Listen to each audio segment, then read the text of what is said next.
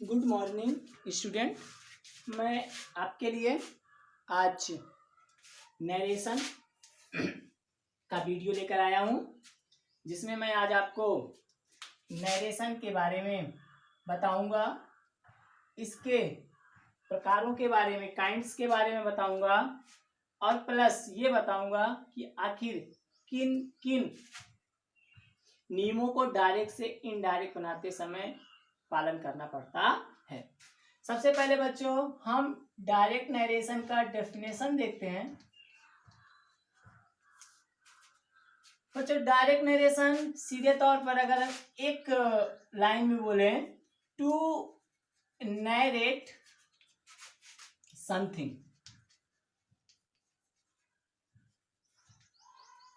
To narrate something is called narration. मतलब किसी भी चीज को, कोई भी चीज को नरेट करिए, आप व्याख्या करिए, बताइए, व्यक्त कीजिए।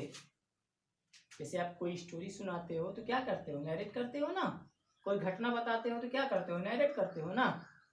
या फिर किसी बात को, अपनी बात को किसी से बताते हो तो क्या करते हो, नरेट करते हो ना, उसको व्यक्त करते हो किसी के सामने ना। तो यही तो होता है सीधे तौर पर। जब आप किसी भी चीज को, कोई भी चीज हो, आप किसी के सामने उसको व्यक्त कर दें तो वही तो नरेशन होता है। अगर हम ऐसा कह दें कि narration is the way of communication, narration is the way of communication, बात करने का जो माध्यम है वही क्या होता है, नरेशन होता है। मतलब बात कैसे करेंगे, जब हम किसी चीज को नरेट करेंगे। सीधी सी बात, किसी चीज को नरेट करना ही आपका क्या कहलाता है, नरेशन। अगर हम इसकी हिंदी डेफिनेशन देखें तो किसी वक्ता के द्वारा जब किसी कहानी, किसी घटना या किसी अन्य बात को व्यक्त किया जाए, वही आपका क्या कहलाएगा, नरेशन कहलाएगा। ठीक है बच्चों, फिर सुन लीजिए। To narrate something is called narration and narration is the way of communication. Narration is the way of communication, and in this way we can express our stories, incidents and other facts. तो हिंदी भाषा में अगर हम बात करें, परिभाषा इसकी दें तो किसी भी वक्ता के द्वारा जब कोई कहानी, घटना या किसी बात को व्यक्त किया जाता है तो वो आपका क्या कहलाता है, नरेशन। तो बच्चों हमने नरेशन के बारे में जाना। किसी वक्ता के द्वारा जब किसी कहानी को, किसी घटना को या किसी अन्य बात को व्यक्त किया जाता है वही आपका क्या कहलाता है, नरेशन कहलाता है। बच्चों नरेशन दो प्रकार का होता है। नरेशन कितने प्रकार का होता है, दो प्रकार का होता है। एक होता है डायरेक्ट नरेशन और दूसरा होता है इनडायरेक्ट नरेशन। एक होगा डायरेक्ट नरेशन और एक होगा इनडायरेक्ट नरेशन। डायरेक्ट नरेशन को हिंदी में क्या बोलते हैं, प्रत्यक्ष कथन, प्रत्यक्ष कथन। और इनडायरेक्ट नरेशन को हिंदी में बोलते हैं अप्रत्यक्ष कथन। अगर आप इसके लैंग्वेज, मतलब इसके वर्ड्स लेंगे तो वर्ड सीधे तौर पे करा है कि प्रत्यक्ष। प्रत्यक्ष मतलब सामने ही जो हो, सामने ही जो मतलब जो जैसा हो वैसा ही दिख जाए, जो जैसा हो वैसा दिख जाए, वही तो डायरेक्ट होता है। लेकिन इनडायरेक्ट क्या होता है, जो जैसा है वैसा ना दिखे बल्कि उसके एंगल को थोड़ा घुमा फिरा के समझा के दिखाया जाए, वो इनडायरेक्ट। अगर हम इसकी इंग्लिश डेफिनेशन लेते हैं, इंग्लिश में भी समझिएगा, हम हिंदी में भी समझाएंगे। when we reports, समझ में आ रहा है, when we reports the real words, when we reports the real words of speaker, when we reports the real words of speaker and use quotation, quotation मतलब comma inverted comma, and use inverted comma inverted comma, comma inverted कामा या and use quotation, this types of communication is called direct narration. मतलब जब किसी वक्ता के वास्तविक शब्दों की सूचना दी जाए, जब किसी वक्ता मतलब किसी के द्वारा कही गई बात को जैसा बोला है वैसा ही रिपोर्ट किया जाए, सूचित किया जाए, और कामा इन्वर्टेड कामा का प्रयोग हुआ हो, वो आपका डायरेक्ट नरेशन कहलाता है। वही तो हम कह रहे हैं सीधी सी भाषा में कि when we reports the real words of speaker, when we reports the real words of speaker and use quotations, this types of communication is direct narration. मतलब किसी वक्ता के वास्तविक शब्दों का जब हम प्रयोग करते हैं, वक्ता के वास्तविक शब्दों कहने का मतलब है जैसा बोला है वैसा ही व्यक्त करते हैं, और प्लस कोटेशन का प्रयोग करते हैं, वहां पर डायरेक्ट नरेशन होता है। और ठीक इसका अपोजिट इनडायरेक्ट में, इनडायरेक्ट क्या है? किसी के द्वारा अर्थात किसी भी वक्ता के द्वारा कही गई बात को जब हम अपने शब्दों में प्रयोग करके कहें, उसके शब्दों में नहीं, अपने शब्दों में प्रयोग करके कहें, उसमें बदलाव लाकर कहें, वो आपका इनडायरेक्ट नरेशन होता है। इसमें कामा इन्वर्टेड कामा का प्रयोग नहीं होता है, इसमें लास्ट में सिर्फ फुल स्टॉप आता है। अगर इंग्लिश में करें तो ठीक इसका अपोजिट, वे अपोजिट कहें या फिर कह सकते हैं कि इसका थोड़ा सा उल्टा, when we do not report the real words of speaker, when we do not report the real words of speaker and change them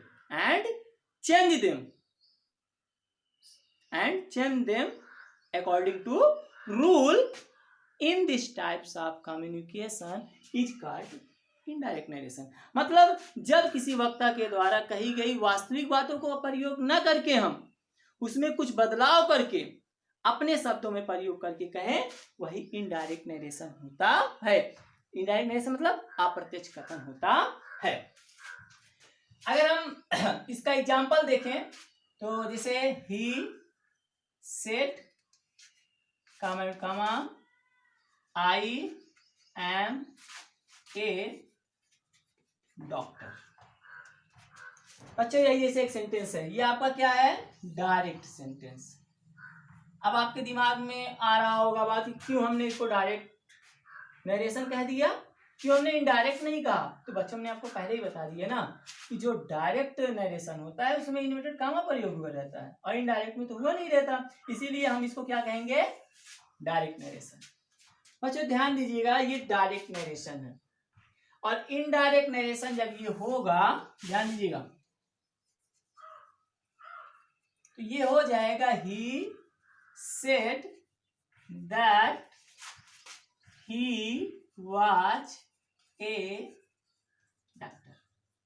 अच्छा बच्चों, ये सीधे नॉर्मल तौर पे मतलब सीधे तौर पे पढ़िए कि he said I am a doctor, he said that he was a doctor. आपको इस सेंटेंस में कुछ परिवर्तन तो नजर आ रहा होगा, जैसा ये सेंटेंस है वैसा सेंटेंस है नहीं है ना, लेकिन जो कहा इसमें गया है वही कहा इसमें भी गया है। बात दोनों की एक है, लेकिन ये सीधा कहा गया, ये घुमा के कह दिए। मतलब इसमें क्या है, उसने कहा मैं एक डॉक्टर हूं, मैं एक डॉक्टर हूं, मतलब जो लिख रहा है जो पढ़ रहा है उससे मतलब नहीं है कि मैं एक डॉक्टर हूं। उसने कहा मैं एक डॉक्टर हूं, तो यहां पर मैं नहीं डॉक्टर हो जाऊंगा, ये मैं इसी को इंडिकेट कर रहा है। मतलब इसकी बात को जैसा इसने कहा वैसा ही कह दिए। अब लेकिन जब इसकी बात को हम अपने शब्दों के प्रयोग करके बोलेंगे तो क्या कहेंगे? उसने कहा कि वह एक डॉक्टर है, यही तो कहेंगे। जब वह अपने शब्दों में जैसा वो बोला है हम वैसे आके अगर आपको बताएं कि उसने कहा वह एक वकील है, तब भी ठीक है, ये ठीक है। और अगर वो कहे कि उसने कहा या तुमने कहा कि तुम एक वकील हो, तब भी देखो वही शब्द आ रहा है।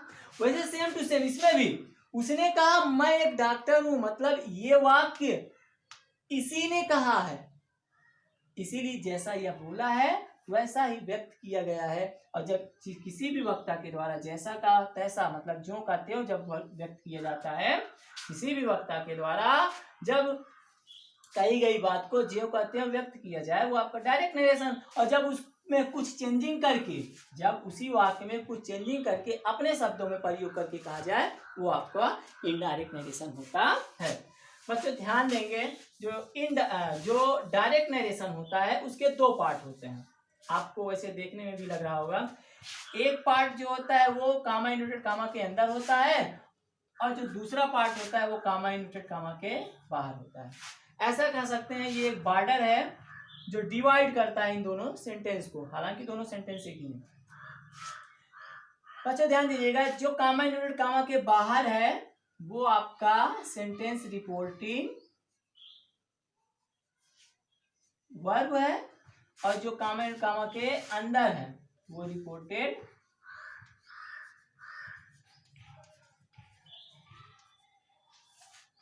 बच्चों अगर पहचान की दृष्टि से देखा जाए तो यही सीधा साधा सा समझने का तरीका है कि जो कामा इन्वर्टेड कामा के बाहर है वो रिपोर्टिंग वर्ब और जो कामा इन्वर्टेड कामा के अंदर है वो रिपोर्टेड स्पीच। लेकिन जब हम डेफिनेशन देखेंगे तो ध्यान दीजिएगा, वक्ता मतलब स्पीकर जिस फिनिट वर्ब से, यही आपका क्या है फिनिट, जिस फिनिट मतलब होता है निश्चित, जिस निश्चित वर्ब से कम्युनिकेशन करना शुरू करे, नैरेट करना, अपनी बात को नैरेट करना शुरू करे वो आपका रिपोर्टिंग वर्ब। और वक्ता जो कुछ भी नैरेट करे मतलब जो कुछ भी स्पीच दे, जो कुछ भी बोले, जो कुछ भी कहे वो आपका रिपोर्टेड स्पीच के अंतर्गत आएगा। ध्यान दीजिएगा, स्पीकर या वक्ता जिस वर्ब से अपनी बात कहना स्टार्ट करे वह वर्ब रिपोर्टिंग वर्ब कहलाता है। और वक्ता जो कुछ भी कहता है, जो कुछ भी बताता है, जो भी कुछ समझाता है वो सारी की सारी चीजें रिपोर्टेड स्पीच के अंतर्गत आती है। ठीक है बच्चों, इतना समझ में आया? ध्यान दीजिएगा, एक चीज यही कि समझ लेते हैं कि दो चीजें कॉमन है। ध्यान दीजिएगा, हमेशा अभी हम आपको चेंजिंग नहीं बता रहे, लेकिन ध्यान दीजिएगा कभी भी रिपोर्टिंग वर्ब बदल सकती है, इसका रूप चेंज हो सकता है। क्या हो सकता है? इसका फॉर्म जो है, फॉर्म मतलब होता है जैसे इसका रूप चेंज हो जाएगा, सेड की जगह टोल्ड हो जाएगा, आस्क्ड हो जाएगा, एक्सक्लेम्ड हो जाएगा, ऑर्डर्ड हो जाएगा, एडवाइज हो जाएगा, लेकिन कभी भी इसका टेंस चेंजिंग नहीं होगा। भाई तुम कह रहे हैं फॉर्म चेंज हो जाएगा, रूप चेंज हो जाएगा, लेकिन टेंस चेंजिंग नहीं होगी। इसीलिए ध्यान दीजिएगा बच्चों कि रिपोर्टिंग वर्ब का टेंस कभी नहीं चेंज होता है। ध्यान दीजिएगा, फिर इन्वर्टेड कामा चेंज होता है, कामा चेंज होता है। फिर इसमें देखेंगे तीन चेंजिंग होती हैं, एक पर्सन चेंजिंग होती है, दूसरा ये आपका यहाँ से जो चालू है इज एम आर या वर्ब जो आ जाता है, दूसरा टेंस चेंजिंग होती है और तीसरा मार्क चेंजिंग होती है। हालांकि ये भी आपका असर्टिव सेंटेंस है, इसीलिए फुल स्टॉप दिया है। कभी कभी यहाँ इंट्रोगेटिव सेंटेंस हो जाता है तो चिन्ह साइन ऑफ इंट्रोगेशन हो जाता है, कभी कभी एक्सक्लेमेटरी हो जाता है। तो चिन्ह चाहे जो आए, जब हम इनडायरेक्ट बनाएंगे तो हमेशा हमेशा हम यही फुल स्टॉप यूज करेंगे। ठीक है बच्चों, इसलिए हम इस तरीके से हमने देखा कि डायरेक्ट नरेशन के दो पार्ट थे, एक पार्ट रिपोर्टिंग वर्ब हुआ और दूसरा पार्ट क्या हो गया? Reported speech. तो जिस वर्ब से वक्ता अपना सेंटेंस कहना स्टार्ट करेगा, अपनी बात को कहना स्टार्ट करेगा, वह वर्ब आपका रिपोर्टिंग वर्ब, और वक्ता जो कुछ भी कहेगा वो रिपोर्टेड स्पीच के अंतर्गत आएगा। ध्यान दीजिएगा बच्चों कि जो डायरेक्ट से जो इनडायरेक्ट बनाने का नियम है, ऐसा कह सकते हैं कि डायरेक्ट से अगर इनडायरेक्ट तक पहुंचना है तो हमें विभिन्न प्रकार के नियमों से होकर गुजरना पड़ता है। जैसे पहला नियम तो रिपोर्टिंग वर्ब चेंजिंग हो जाती है। सबसे पहले क्या चेंज हो जाता है भैया? क्योंकि सबसे पहले हमको रिपोर्टिंग वर्ब मिलता है, इसीलिए सबसे पहली चेंजिंग क्या हो जाती है, रिपोर्टिंग वर्ब की। फिर थोड़ा आगे बढ़े, रिपोर्टिंग वर्ब के आगे जैसे बढ़ते हैं तो हमको कौन मिल जाता है, जैसे हम रिपोर्टिंग वर्ब से आगे बढ़े तुरंत हमको इन्वर्टेड कामा मिल गया। कौन मिल गया भैया, हमको इन्वर्टेड कामा मिल गया, इन्वर्टेड कामाज मिल गया। तो अब ये दूसरी चेंजिंग क्या हुआ, इन्वर्टेड कामाज। फिर थोड़ा आगे बढ़े, जस्ट आगे बढ़े तो तभी हमको पर्सन्स मिल गए।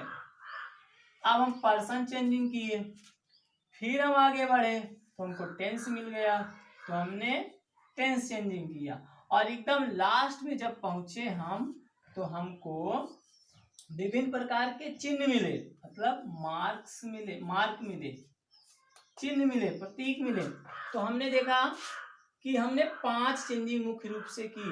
देखिए एक चेंजिंग और भी होती है, जब हम किसी नजदीकता बताने वाले शब्द को दूर बताने वाले शब्द की तरफ चेंज कर देते हैं। जैसे हम कभी कभी नाउ का जब इनडायरेक्ट बनाते हैं तो देन कर देते हैं, 10 का शो कर देते हैं, दिस का दैट कर देते हैं, दीज का दोज कर देते हैं, टुनाइट का दैट नाइट कर देते हैं, टुडे का दैट डे कर देते हैं, स्टरडे का द प्रीवियस डे कर देते हैं, टुमारो का द नेक्स्ट डे कर देते हैं। इसी तरीके से हम, ये एक चेंजिंग है, ये इसमें हमने नहीं बताया, लेकिन ये भी एक चेंजिंग होती है डायरेक्ट से इनडायरेक्ट बनाते समय। तो हम बच्चों हमने देखा कि यहाँ पर मुख्य रूप से जो सबसे मोस्ट इम्पोर्टेंट चेंजिंग है वो 5 है। 5 क्या है, वैसे तो 6 है, लेकिन 4 मुख्य रूप से आपको ध्यान से पढ़ना है। एक रिपोर्टिंग वर्ब, दूसरा इन्वर्टेड कामा, तीसरा पर्सन चेंजिंग और चौथा टेंस चेंजिंग। 5वां तो आपको हमेशा याद रखना है कि इनडायरेक्ट बनाते समय हमेशा फुल स्टॉप ही लगेगा, हमेशा फुल स्टॉप लगेगा डायरेक्ट नरेशन में, चाहे जो भी चिन्ह हो।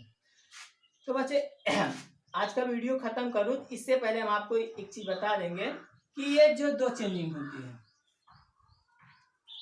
रिपोर्टिंग वर्ब और इन्वर्टेड कामा, ये दोनों चेंजिंग सेंटेंस के अनुसार होती है। मतलब जैसा सेंटेंस होगा वैसे ही ये होंगे, सेंटेंस बदलेगा तो ये भी बदल जाएंगे। ध्यान दीजिएगा, सेंटेंस बदलेगा तो रिपोर्टिंग वर्ब भी बदलेगी, सेंटेंस बदलेगा तो इन्वर्टेड कामा भी बदलेगा, ठीक है। लेकिन इन तीनों पर सेंटेंस का कोई असर नहीं पड़ता है, ये लोग आजाद होते हैं, हर जगह एक जैसे दिखाई देते हैं, इनमें कोई जातिवादिता नहीं है। लेकिन ये दोनों लोग जातिवादी लोग हैं, अपनी जाति बदल देते हैं जैसे ही हवाओं का रुख चेंज होता है। मतलब हवाओं का रुख चेंज होने का मतलब है जैसे ही सेंटेंस बदलेगा वैसे ही ये भी बदल जाएंगे, परिस्थिति के अनुसार ये बदल जाते हैं। लेकिन ये तीनों लोग अपने नेचर को छोड़ते नहीं हैं, ये जैसे यूज होते हैं वैसे ही 5 सेंटेंस में यूज होते हैं। बच्चों आप 5 सेंटेंस जानते होंगे। पहला सेंटेंस होता है असर्टिव, पहला सेंटेंस क्या होता है बच्चों, असर्टिव। दूसरा इंट्रोगेटिव, तीसरा इंपरेटिव, चौथा ऑप्टेटिव और लास्ट है एक्सक्लेमेटरी। आप देख रहे हो 5 प्रकार के सेंटेंस हैं, मतलब 5 प्रकार के वाक्य हैं, और 5 प्रकार के वाक्यों के माध्यम से ही हम लोग बात करते हैं। अगर हमको कुछ कहना है तो इन्हीं 5 सेंटेंस में हम कहेंगे। यही 5 ऐसे सेंटेंस हैं जिनके द्वारा हम अपने वाक्य कहेंगे और फिर जो भी व्यक्त करना होगा।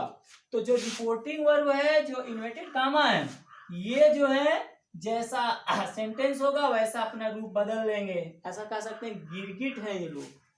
जैसे गिरगिट क्या करता है, जैसा रंग देखता है, मतलब जिस प्रकार से अपने आप को छिपा सके वैसे छिपाने की कोशिश करता है, मतलब अपना रंग बदल देता है। ये दोनों गिरगिट की तरह हैं।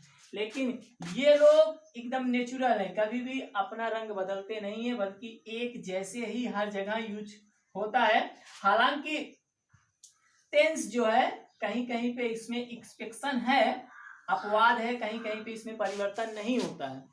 लेकिन हाँ, परिवर्तन नहीं होता तो सभी सेंटेंस में एक जैसा ही परिवर्तन नहीं होगा। तो इस प्रकार से हमने देखा कि डायरेक्ट से इनडायरेक्ट बनाते समय 5 परिवर्तन हो रहा है, एक reporting verb, inverted comma, person, tense और मार्क में। और ये दोनों सेंटेंस के अनुसार चेंज होगा और ये दोनों हर जगह एक जैसे प्रयोग होंगे। बच्चों अब नेक्स्ट वीडियो में हम आपको डायरेक्ट से इनडायरेक्ट बनाने की चेंजिंग्स बताएंगे, पर्सन चेंजिंग बताएंगे और टेंस चेंजिंग बताएंगे।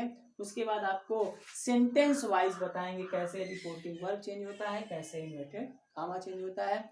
इस वीडियो में बस इतना ही। अगर आपको ये वीडियो में बताई गई चीज़ें समझ में आई हो तो प्लीज़ लाइक कीजिएगा, कमेंट कीजिएगा और हमारे चैनल को सब्सक्राइब कीजिएगा। बस थैंक्स।